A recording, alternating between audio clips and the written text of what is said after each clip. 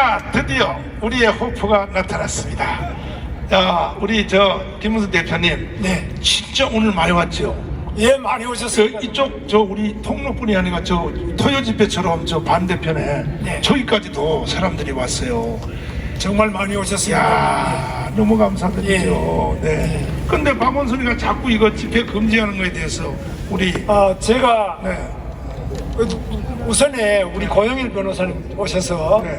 고영일 변호사님이 변호사로서 내일 우리 정광훈 목사님 54일 지난 1월 2일 정월 초하루 휴일이기 때문에 올해 2020년이 시작되자마자 저 문재인이가 우리 목사님 서울중앙지법으로 끌고 가서 거기에서 영장 실질 심사를 했는데 여러분 기도를 많이 하셔서 1월 2일 날 풀려나셨죠?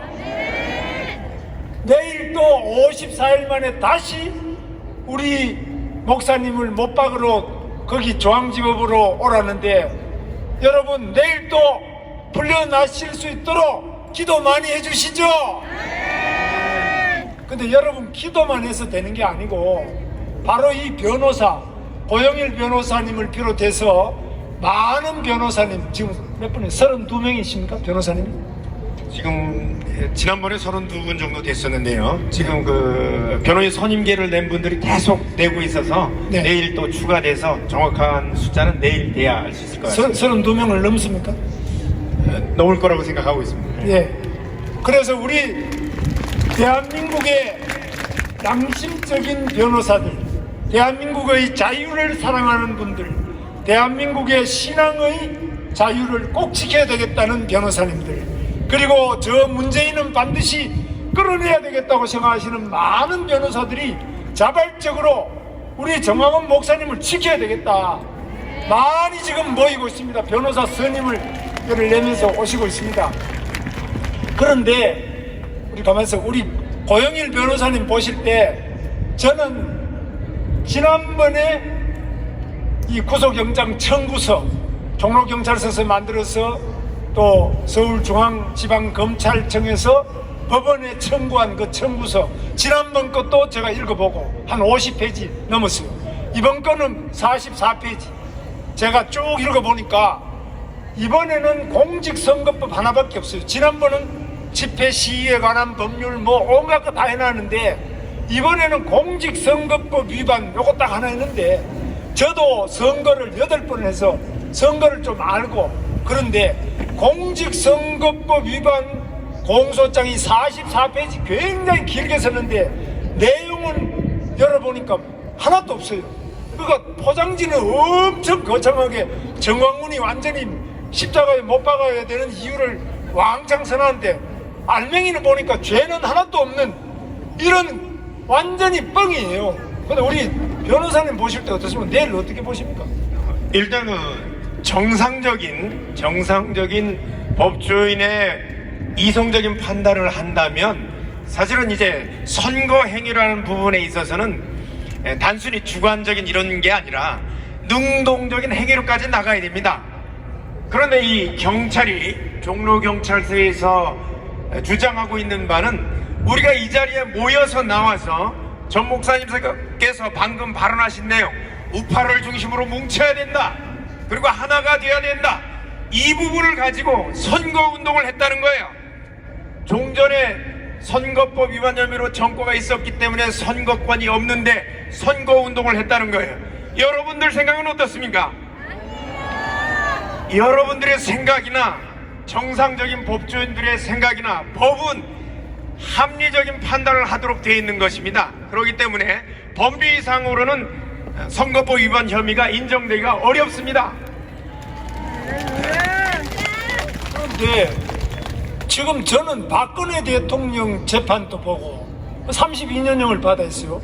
박근혜 대통령이 32년형을 받았고 여기 광화문에서 짝두를 갖다가 박근혜 대통령 목을 잘라가지고 애들 보고 그걸 축구공을 만들어서 발로 차고 돌아다니고 그 짓을 하더니만은 국회를 포위해서 탄핵을 시키더니만은 그 다음에 헌법재판소를 둘러싸고 또 불에 촛불로 불을 태워 죽인다 그러더니만 헌법재판관 만장일치로 또 했어요. 그래서 사람을 이렇게 죽이는구나, 마녀를 만드는구나, 인민재판을 이렇게 하구나 하는데, 저는 박근혜 대통령 재판이 그래가 32년형, 그저께 며칠 전에 바로 이명박 대통령도 또 15년 징역형을 받았는데 법정에서 2년 올려서 17년을 해서 또 법정 구속을 시키더라고요.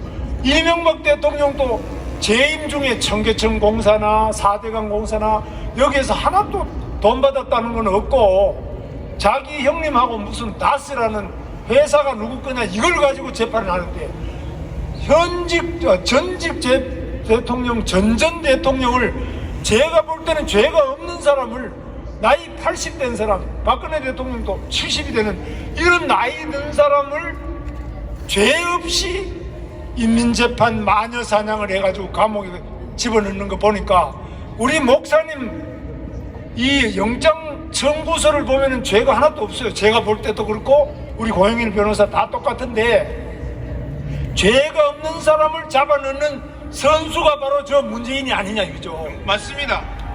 실제로 2004년도에 노무현 대통령은 아예 열린우리당을 지지해달라고 했습니다. 근데 선거법 위반 인정 안 했습니다. 우리 그 전 목사님께서 한 내용이 어디 특정 당을 찍어달라, 지지해달라 이런 내용이 있었습니까? 없었습니다. 전 문재인 끌어내야 한다. 그리고 이 대한민국 살려야 된다. 이 내용에 뭐 특별하게 어떤 정당을 지지하고 어떤 정당을 찍어라 이렇게 한 적이 있었습니까?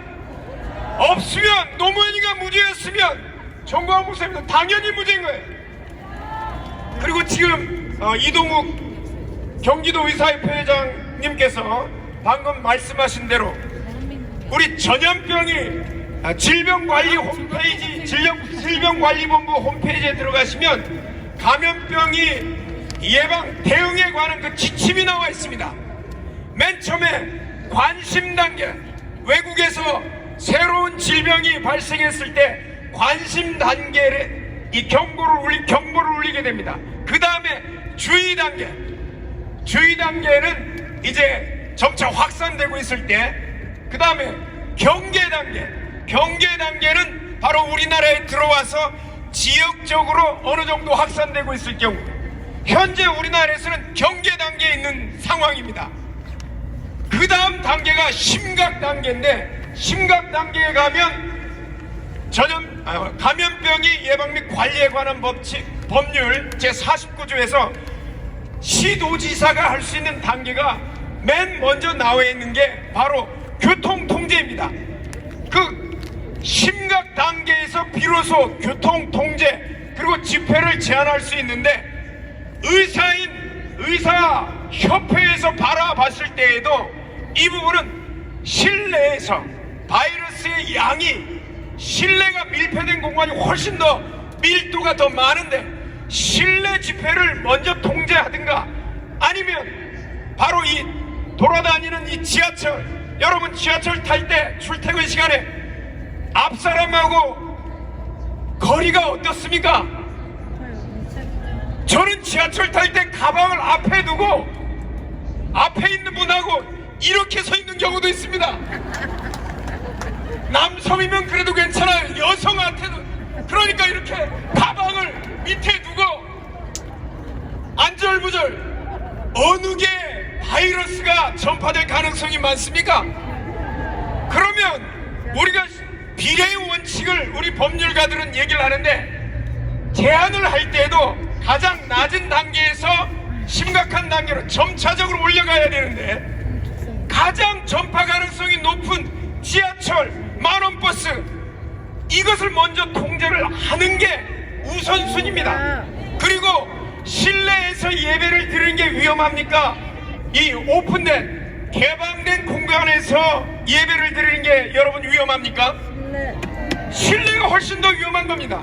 그러면 비례 원칙을 고려하면 우선은 질병관리본부 대응 원칙에 따라서 심각 단계로 그 대응 조치를 올리고, 그 다음에 그 조치가 이루어지는 교통 통제부터 이루어져야 되는데, 한일절 집회를 방해하려고 이거는 명백한 정치 탄압입니다.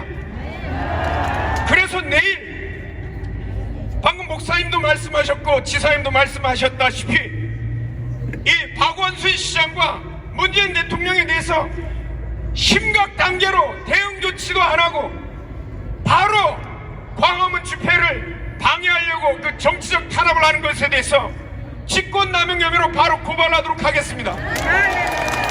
또한 지금 가장 중요한 것은 감염원이 대한민국에 중국인 관광객들이 하루에 5,000명 이상 들어오는데 이번에 대구가 왜 그렇게 확산이 됐습니까? 1월 16일 날 대구에서 1,600명의 중국인 학생 수학여행단을 받았습니다. 여러분, 감염원이 들어오는 것을 막지 않고 우리가 소독하고 우리 자녀 씻기고 내 손을 씻으면 뭐예요? 가장 신기한 건 우리가 광약교회에서 수천 명이 예배를 드리는데 광약교회에서 매일 드리는데 그리고 매주마다 여기 나와서 예배를 드릴 때 감염된 사람이 한 사람이라도 보도됐습니까? 더욱더 6월절 사건과 같은 일이 발생했는데 청와대 101 경비단에서 발생했다는 거예요. 아니, 중국인 관광객 청와대 현악 환영하니까 애꿎은 우리 자녀들이 청와대 경비단에서 근무하는 경찰관들이 감염된다는 거예요. 누구 잘못이에요? 경찰관 잘못이 아니잖아요. 누구 잘못? 문재인이나 박원순이나 맨 먼저 조치는 중국에서 들어오는 그 감염원을 바로 차단해야 될 것입니다. 그거 안 하는 것 자체가 직무유기입니다. 직무유기 혐의도 마찬가지로 추가해서 고발하도록 하겠습니다. 우리 고영일 변호사 잘 해주시는데 아까 이동욱 우리 의사회장 이야기를 들어보고 또 고영일 변호사 이야기 들어보면 제가 내리는 결론은 우선에 서울시장 박원순이 정말 국민들의 건강과 안전을 생각한다면은 우선 중국 관광객 입국을 막아야 되겠죠. 그 다음에 두 번째로 이 예배를 탄압하려고 저기 경찰들 저렇게 해놓고 또 여기 프레카드 앞에 붙은 거 뭐죠? 사람이 많이 모이는 거 하지 말라고 이래가지고 우리 정광훈 목사님이 인도하는 이 예배를 절대 못하게 해서 문재인을 보호하려고 하는 것이지 국민을 보호하려고 하는 게 아니죠. 자, 그러면 오히려 지금 이렇게 바깥에 야외에서 하는 예배나 활동을 통해서는 감염될 가능성이 적고 오히려 옥내에서가 심하면은 박원순이가 해야 될 것은 대한민국의 모든 우리 기독교 신자들이 광화문으로 다 모여서 예배하시지 절대 교회 예배당 내에서 하지 마라 이렇게 해야 정상 아닙니까? 그런데 이 박원순이 완전히 이 좌파 주사파의 두목입니다. 박원순이는 토지를 국유화하자, 국가보안법을 폐지하자, 주한미군을 철수하자 이런 생각이 아주 벌겋습니다.